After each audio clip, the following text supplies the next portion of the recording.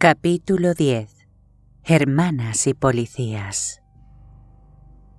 Jenny y Lisa salieron de casa de los Oxley, por donde habían entrado, por la ventana.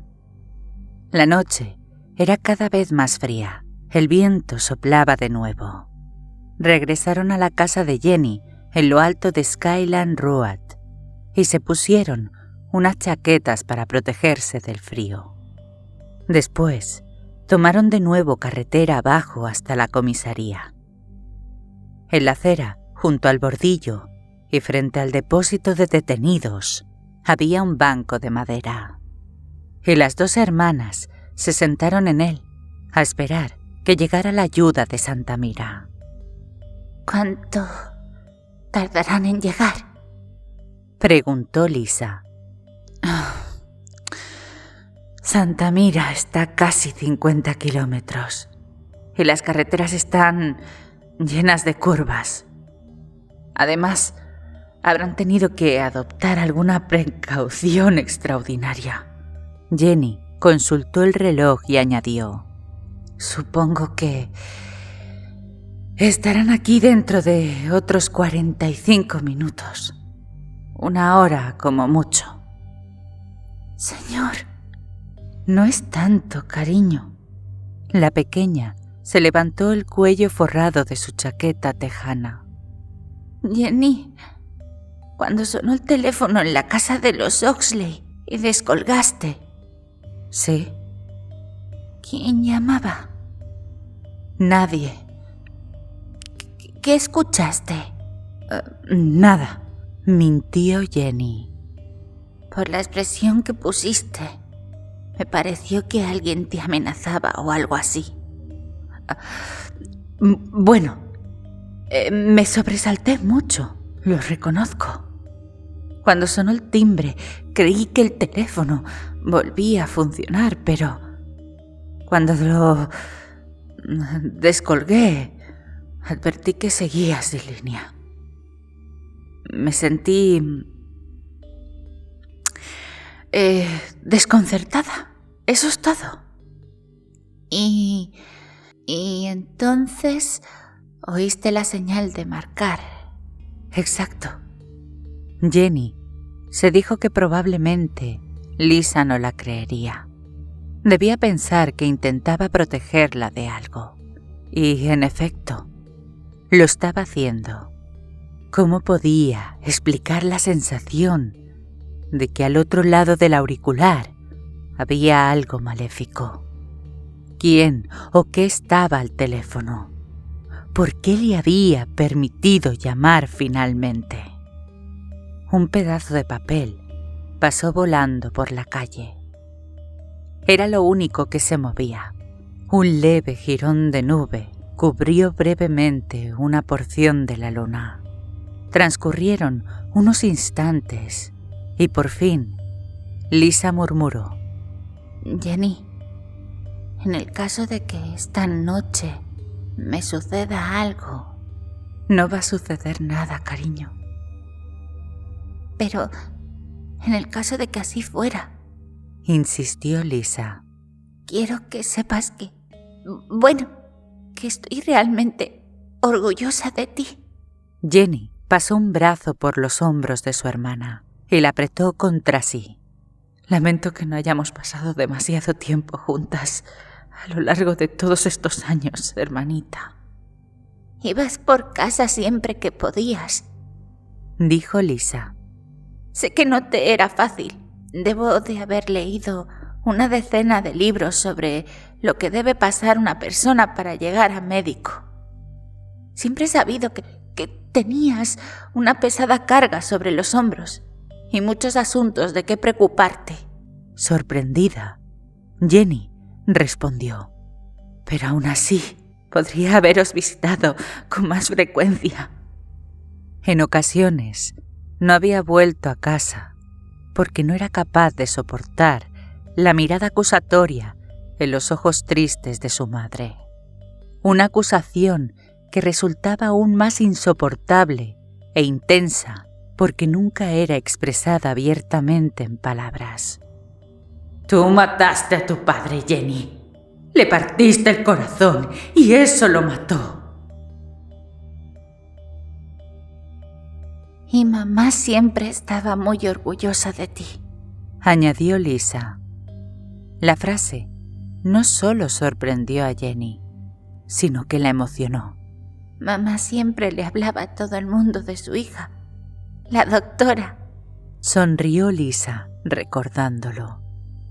Creo que a veces sus amigas llegaban a amenazarla con expulsarla del club de bridge si decía una sola palabra más sobre tus becas y tus buenas notas.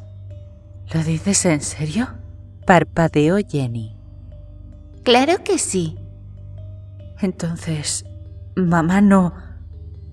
¿Mamá no qué? Bueno, no dijo nunca nada sobre papá. Murió hace 12 años. Eso ya lo sé. Murió cuando yo tenía 2 años y medio. Dijo Lisa, frunciendo el ceño. Pero, ¿de qué estás hablando? ¿Quieres decir que no oíste nunca a mamá echarme la culpa? ¿La culpa de qué? Antes de que Jenny pudiera responder, la fúnebre tranquilidad de Snowfile cesó de pronto. Todas las luces se apagaron.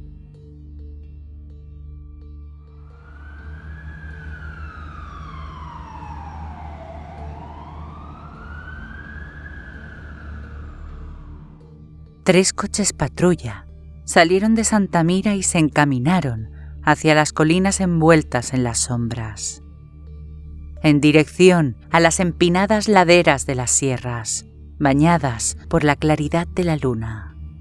Camino de Snowfile, sus luces de emergencia rojas destelleaban en la noche. Tal Whitman conducía el coche que encabezaba la veloz comitiva y a su lado viajaba el comisario Hammond. Gordy Brogan estaba en el asiento posterior con otro agente, Jake Johnson. Gordy estaba asustado.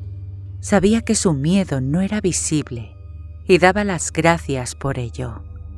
De hecho, daba la impresión de no saber qué era el miedo. Era un chico alto, de huesos largos y músculos fuertes.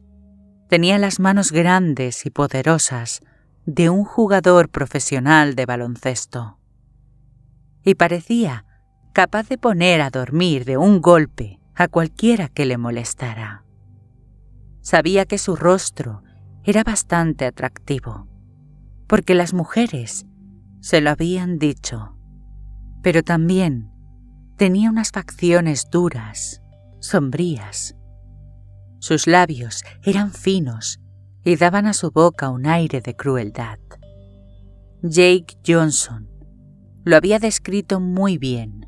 Gordy, cuando te enfadas, tienes el aspecto de un hombre que desayuna con pollos vivos. Sin embargo, pese a esa apariencia de ferocidad, Gordy Brogan estaba asustado. No era la perspectiva de una enfermedad o un envenenamiento lo que causaba miedo a Gordy. El comisario había dicho que existían indicios de que los vecinos de Snowfile habían sido muertos no por gérmenes o sustancias tóxicas, sino por otras personas. A Gordy le asustaba la posibilidad de tener que utilizar su arma por primera vez desde que se hiciera agente 18 meses atrás. Le asustaba verse obligado a dispararle a alguien, fuera para salvar su propia vida, la de otro agente o la de una víctima. No creía que fuese capaz de hacerlo. 5 meses atrás, había descubierto una peligrosa debilidad en él al acudir a una llamada de emergencias en la tienda de deportes Donner. Un antiguo empleado descontento, un tipo corpulento llamado Leo Sippers, había vuelto por la tienda 2 semanas después de ser despedido. Había dado una paliza al dueño y le había roto el brazo al empleado contratado para sustituirle. Cuando Gordy llegó al escenario del delito, Leo Sippers enorme, corto de entendederas y borracho, estaba utilizando un hacha de leñador para romper y hacer añicos toda la mercancía. Gordy no consiguió convencerle de que se la entregara. Cuando Sipe se lanzó sobre él, blandiendo el hacha, Gordy había sacado el revólver. Y a continuación, había descubierto que era incapaz de usarlo. El dedo del disparador se le había vuelto tan rígido y frágil como el hielo. Había tenido que apartar el arma y correr el riesgo de una confrontación física con Sipes. Sin saber cómo, Gordy había conseguido finalmente quitarle el hacha de la mano. Ahora, 5 meses después, sentado en el asiento trasero del coche patrulla y escuchando conversar a Jack Johnson y el comisario Hammond, a Gordy se le hizo un nudo en el estómago al pensar en lo que podía hacerle a un hombre una bala de punta hueca del calibre 45. Literalmente, arrancarle la cara. Un disparo así podía convertir el hombro de cualquiera en unos jirones de carne y unas esquirlas de hueso. Podía abrirle un agujero en el pecho a un hombre, destrozando el corazón y cuanto encontrara a su paso. Podía arrancar una pierna de un impacto en la rodilla o convertir un rostro en una masa sanguinolenta. Y Gordy Brogan, por Dios bendito, era incapaz de hacerle una cosa así a nadie. Esa era su terrible debilidad. Sabía que había gente que diría que estar incapacitado para disparar a otro ser humano no era una debilidad, sino un signo de superioridad moral. De todos modos, también sabía que no siempre era así. Había ocasiones en que disparar era un acto moralmente aceptable. Un agente de la ley hacía juramento de proteger a los ciudadanos. En un policía, la incapacidad para disparar, cuando tal acción estaba claramente justificada, no era solo una debilidad, sino también una locura, quizá incluso un pecado. Durante los 5 meses anteriores, desde el desalentador episodio de la tienda de deportes, Gordy había tenido suerte. Solo había recibido contadas llamadas referidas a sospechosos violentos y afortunadamente había conseguido reducirlos utilizando los puños, la porra o las amenazas, o bien efectuando disparos al aire. Una vez, cuando había parecido inevitable abrir fuego, el otro agente, Frank Autry, había disparado primero y había abatido al pistolero antes de que Gordy se viera enfrentado a la imposible acción de apretar el gatillo. Sin embargo, ahora, algo de inimaginable violencia había surgido en Snowfile. Y Gordy sabía demasiado bien que, con frecuencia, a la violencia solo le puede hacer frente la violencia.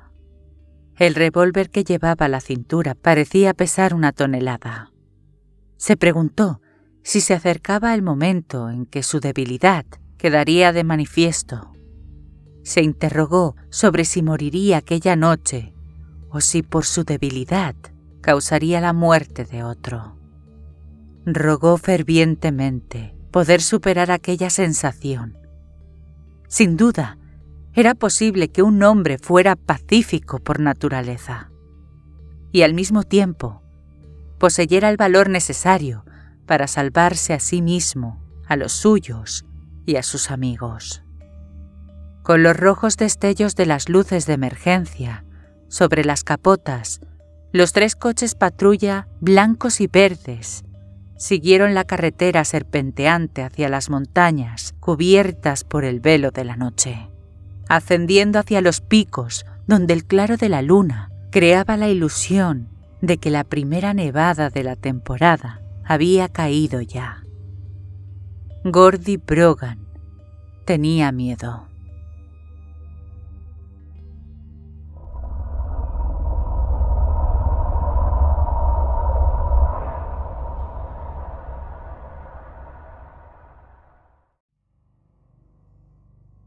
Las farolas de las calles y todas las demás luces se apagaron, dejando el pueblo sumido en la oscuridad. Jenny y Lisa saltaron del banco de madera. ¿Qué ha sucedido? ¡Shh!, susurró Jenny. Escucha. Sin embargo, solo se oía el silencio.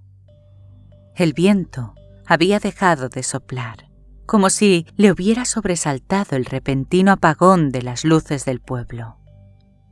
Los árboles quedaron con las ramas inmóviles, como viejas ropas colgadas en un armario. Gracias a Dios que hay luna, se dijo Jenny. Con el corazón desbocado, Jenny se dio la vuelta y estudió los edificios que tenía detrás. El depósito de detenidos, una cafetería, las tiendas, las casas.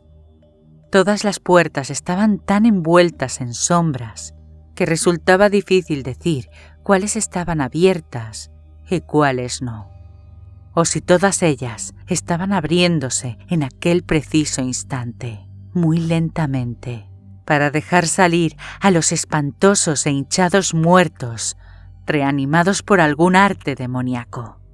¡Basta!, se exigió Jenny. Los muertos no vuelven a la vida. Su mirada se detuvo en la verja frente al pasadizo, cubierto entre la comisaría y la tienda de objetos de regalo contigua. Era exactamente igual que el túnel tétrico y angosto junto a la panadería de los Lieberman. Había también algo oculto en aquel pasadizo, y no estaría eso arrastrándose inexorablemente hasta la proximidad de la verja, aprovechando la ausencia de luz, dispuesto a salir a la acera en sombras. De nuevo, aquel miedo primitivo, aquella sensación de maldad, aquel terror supersticioso. «Vamos», dijo a Lisa. ¿A dónde? «Al medio de la calle. Ahí no puede acercarse nada». Sin que le veamos venir. Terminó la frase Lisa, comprendiendo a qué se refería.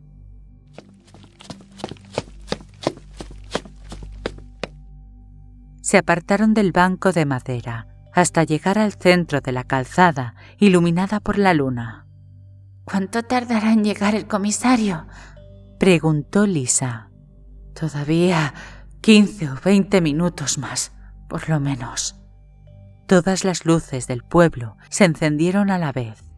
Un brillante torrente de luz eléctrica sacudió sus ojos sorprendidos. A continuación, se hizo de nuevo la oscuridad. Jenny levantó el revólver sin saber a dónde apuntar. Tenía la voz sofocada por el miedo, la boca seca de temor. Un potente y súbito sonido, un aullido impío, recorrió las calles de Snowfile.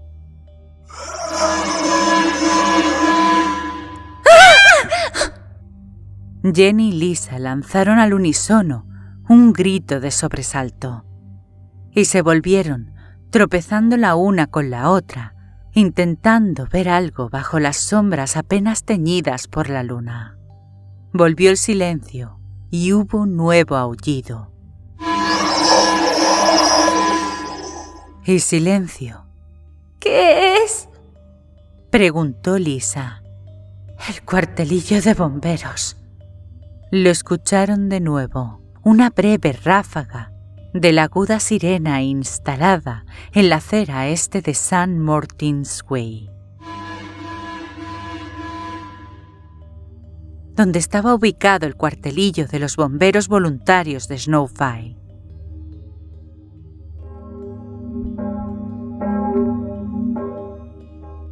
Jenny volvió a dar un respingo y se volvió.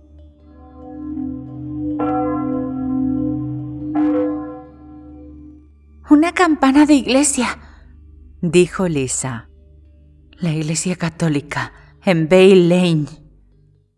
La campana tañó una vez más, con un sonido grave, doliente y poderoso, que resonó en las oscuras ventanas de las casas en sombras de Skyline Road.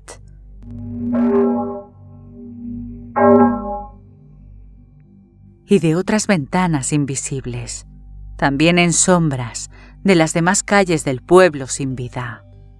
«Para que suene una campana, alguien tiene que tirar de la cuerda», continuó Lisa.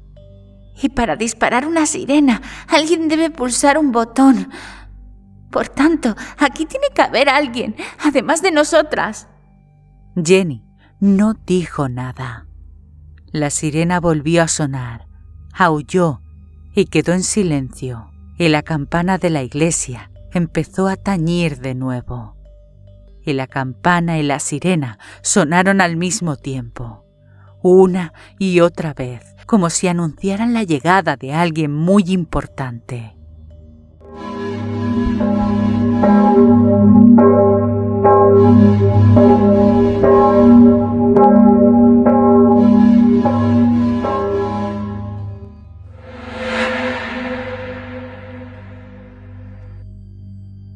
En las montañas, a poco más de 1 kilómetro del desvío de Snowfile, el paisaje solo presentaba 2 colores, el negro y el plateado de la luna. Los árboles espectrales no eran en absoluto verdes, solo eran formas tétricas, apenas sombras con perfiles blanquecinos de hojas y agujas borrosas indefinidas. En contraste con los cambios de rasante de la carretera, quedaban ensangrentados por las luces que destelleaban en las capotas de los 3 Ford, cuyas portezuelas delanteras llevaban dibujado el distintivo del Departamento de Policía del Condado de Santa Mira. El agente Frank Autry conducía el segundo coche patrulla y su compañero Stu Wargle iba arrellanado en el asiento de al lado. Frank Autry era flaco, fibroso, con el cabello perfectamente cortado. Sus facciones eran angulosas y económicas, como si Dios no hubiera estado de buen humor para cosas superfluas el día que había creado el código genético de Frank. Unos ojos castaños bajo unas cejas finamente cinceladas, una nariz recta, patricia, una boca ni demasiado avara ni excesivamente generosa, unas orejas casi sin lóbulo, aplastadas contra el cráneo. Llevaba un bigote cuidadosamente recortado. Lucía el uniforme, tal y como indicaba el manual que debía hacerse, hasta el último detalle. Botas negras relucientes como espejos, pantalones marrones con la raya perfectamente marcada, cartuchera y funda de cuero elásticas, y brillantes a base de lanolina, y camisa marrón limpia y planchada. «No es justo, maldita sea», dijo Stu Wargle. «Los oficiales al mando no tienen que ser siempre justos. Solo deben tomar decisiones acertadas», replicó Frank. «¿Qué oficial al mando?», preguntó Wargle, con voz quejumbrosa. «El comisario Hammond, ¿no?». «Yo no lo considero el oficial al mando». «Pues ese es el cargo de Hammond», respondió Frank. «Es muy cerdo, solo tiene ganas de joderme», masculló Wargle. Frank no replicó. Antes de formar parte de las fuerzas policiales del condado, Frank Autry había hecho carrera en el ejército. A los 44 años, después de un cuarto de siglo de servicios distinguidos, se había dado de baja y regresado a Santa Mira, la ciudad donde nació y creció. Había intentado abrir un pequeño negocio de algún tipo para complementar su pensión y mantenerse ocupado. pero no había conseguido encontrar nada que le interesara. Poco a poco se había dado cuenta de que, al menos para él, no merecía la pena ningún empleo que no tuviera un uniforme, una cadena de mando, un elemento de riesgo físico y un sentido de servicio público. 3 años atrás, a los 46, había entrado a trabajar en el departamento de policía. Y pese a haber perdido con ello el empleo de comandante, que era el que había alcanzado en el ejército, no había vuelto a sentirse mal desde entonces. Es decir, se había sentido bastante feliz, menos en la ocasión, generalmente una semana al mes, en que tenía por compañero de patrulla a Stu Wergle. Stu era insoportable, y Frank solo toleraba su presencia como ejercicio de autodisciplina. Wergle era un patán desaliñado. Muchas veces su cabello necesitaba un buen lavado. Cuando se afeitaba, siempre se olvidaba un par de pelos. Siempre llevaba el uniforme arrugado y sus botas nunca brillaban. Tenía demasiada barriga, demasiados michelines y demasiadas posaderas. Wergle era además un tipo sumamente aburrido. No tenía el menor sentido del humor. No leía ni conocía nada, pero tenía sólidas opiniones sobre cualquier tema social o político. Wergle era también un guarro. A sus 45 años seguía hurgándose la nariz en público, eructaba y soltaba ventosidades sin el menor rubor. Arrellanado aún contra la portezuela del coche, Wergle masculló. Se suponía que terminaba el turno a las 10. ¡A las 10 en punto, maldita sea! No es justo que Hammond me obligue a venir por toda esa mierda de Snowfile. Y yo que tenía un plan seguro. Frank no mordió el anzuelo. No le preguntó a Wergle con quién se había citado. Se limitó a seguir conduciendo y a mantener los ojos fijos en la carretera, esperando que su compañero no le contara quién era aquel plan. Es una camarera del restaurante de Spanky, le informó Wergle de todos modos. Quizá la conozcas. Una rubia que se llama Beatriz. Se hace llamar Bea. Casi nunca entro a ese local, respondió Frank. Bueno, esa chica no está nada mal. Tiene un par de tetas impresionantes. Le sobran unos kilos, ¿sabes? Pero ella piensa que es mucho más fea de lo que en realidad es. Poca seguridad en sí misma. ¿Comprendes?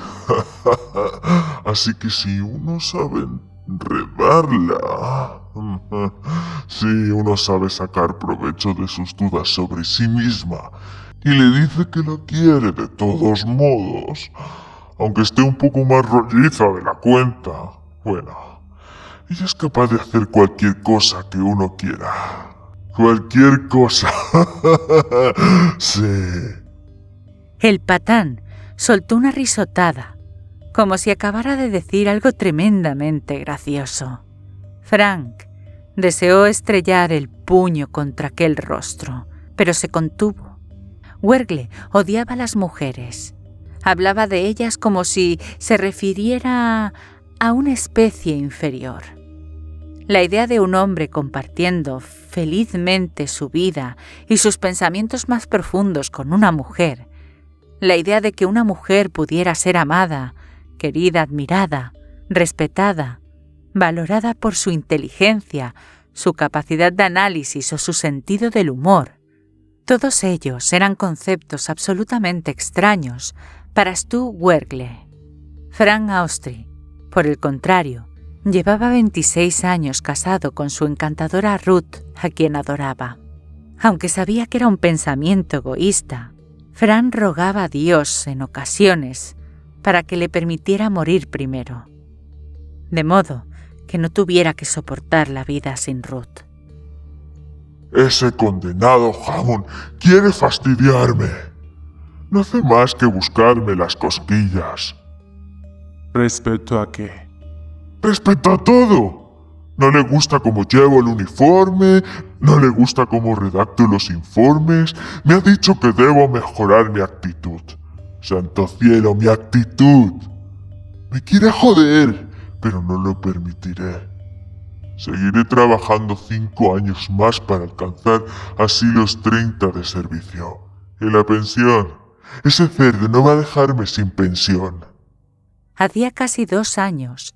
Los votantes de la ciudad de Santa Mira habían aprobado una iniciativa legislativa que disolvía la Policía Metropolitana, dejando la vigencia de la ley en manos del Departamento de Policía del Condado a cargo del comisario. Sin embargo, ninguna cláusula de la iniciativa exigía a los agentes de la fuerza extinta la pérdida del puesto de trabajo o de la pensión debido a la transferencia de funciones. Por ello, Bryce Hammond recibió en herencia a Stu Wergle. Ante ellos apareció el desvío de Snowfile. Frank echó un vistazo por el retrovisor y observó que el tercer coche patrulla se detenía, separándose de la comitiva motorizada. Según lo previsto, el coche quedó cruzado en la calzada, bloqueando el paso. El coche del comisario Hammond continuó hacia Snowfile, seguido por el de Frank. ¿Por qué diablo tuvimos que traer agua?, preguntó Wergle. Los 3 bidones de 20 litros ocupaban el piso de la parte trasera del coche. Es posible que el agua de Snowfile esté contaminada. ¿Y toda esa comida que cargamos en el portaequipajes? Tampoco podemos fiarnos de la comida del pueblo, respondió Frank. No creo que estén todos muertos. El comisario no pudo contactar con Paul Anderson en la comisaría. ¿Y qué? Paul Anderson es un inútil. Esa doctora que llamó dijo que Anderson está muerto igual que... ¡Jesús! Esa mujer debe estar borracha o mal de la cabeza. De todos modos, ¿quién diablos iría a consultar a una médica? Probablemente aprobó la asignatura acostándose con los profesores. ¿Qué estás diciendo? Ninguna mujer tiene lo que hay que tener para sacar un título de medicina. Wergle, nunca dejas de sorprenderme. ¿Qué narices te sucede? Quiso saber Wergle. Nada, olvídalo. Te lo repito, dijo Wergle, soltando un eructo. No me creo que estén todos muertos. Otro problema con Stu Wergle era que no tenía la menor imaginación. ¡Vaya mierda! Resonó de nuevo. Con el plan que tenía para esta noche. Frank Autry, por el contrario, tenía una imaginación desbordante, quizá en exceso. Mientras seguía la ascensión hasta las montañas y dejaba atrás una señal donde podía leerse Snowfile 5 kilómetros, su imaginación producía un zumbido como una máquina bien engrasada. Frank tuvo la perturbadora sensación, premonición, intuición de que estaba conduciendo directamente a la boca del infierno.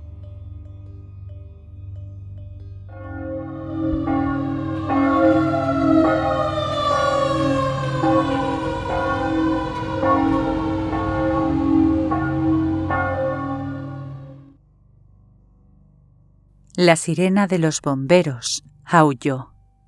La campana de la iglesia sonó cada vez más deprisa. Un estrépito cacofónico y ensordecedor se extendió por todo el pueblo. ¡Jenny!, gritó Lisa. ¡Mantén los ojos muy abiertos! ¡Atenta a cualquier movimiento! La calle era un conjunto de 10.000 sombras. Había demasiados rincones oscuros que vigilar. La sirena aulló, la campana sonó y las luces empezaron a lanzar destellos otra vez. Las luces de las casas, de las tiendas, de las farolas, se encendieron y apagaron a tal velocidad que creaban un efecto estroboscópico. Skyline Road aparecía y desaparecía, parpadeando. Los edificios parecían saltar hacia la calle, retirarse después y volver a saltar hacia adelante. Las sombras bailaban con movimientos convulsivos. Jenny dio una vuelta completa en torno a sí misma, apuntando con el revólver delante de ella. Si algo se acercaba al amparo de la luz estroboscópica, sería incapaz de verlo. ¿Y si cuando el comisario llegara, encontrara 2 cabezas degolladas en medio de la calle? Se preguntó Jenny, la suya y la de Lisa. La campana de la iglesia sonaba más fuerte que nunca, y sus tañidos eran continuos y alocados. La sirena aumentó de potencia, lanzando un aullido que hacía crujir los huesos y rechinar los dientes. Parecía un milagro que los cristales de las ventanas no saltaran hechos pedazos. Lisa se cubría los oídos con las manos. A Jenny le temblaba el revólver en las suyas. No conseguía sostenerlo con firmeza. Entonces, tan bruscamente como se había iniciado, el pandemonium cesó. La sirena cayó. La campana de la iglesia se detuvo. Las luces permanecieron encendidas. Jenny observó la calle con atención, esperando que sucediera algo más, algo peor. Pero no pasó nada. De nuevo, el pueblo estaba tranquilo, como un cementerio. Una ráfaga de viento se levantó de la nada y agitó los árboles, que se mecieron como si respondieran a una música etérea que los oídos humanos no podían captar. Lisa pareció despertar de un trance y murmuró: Era casi como si quisiera asustarnos y burlarse al mismo tiempo. ¿Burlarse?, repitió Jenny. Sí, eso parecía exactamente. Estaba jugando con nosotras. Como el gato y el ratón, añadió Jenny en un susurro. Continuaron en medio de la calle silenciosa, sin atreverse a volver al banco frente al depósito de detenidos. No fuera a ser que sus movimientos dispararan de nuevo la sirena y la campana. De pronto, escucharon un sordo murmullo.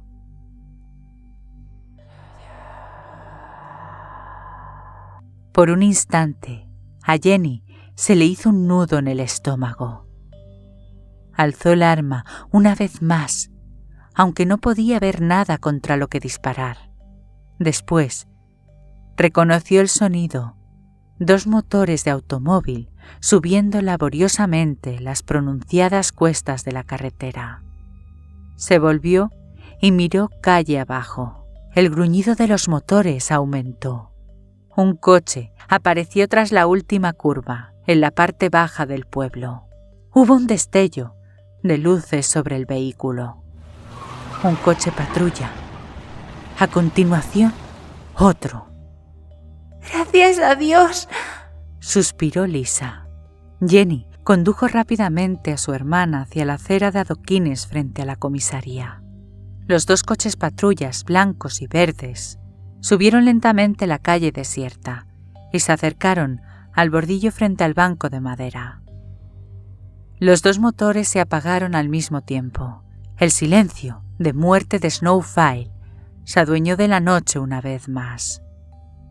Un joven negro bastante bien parecido, con el uniforme de policía, saltó del primer coche dejando abierta la portezuela.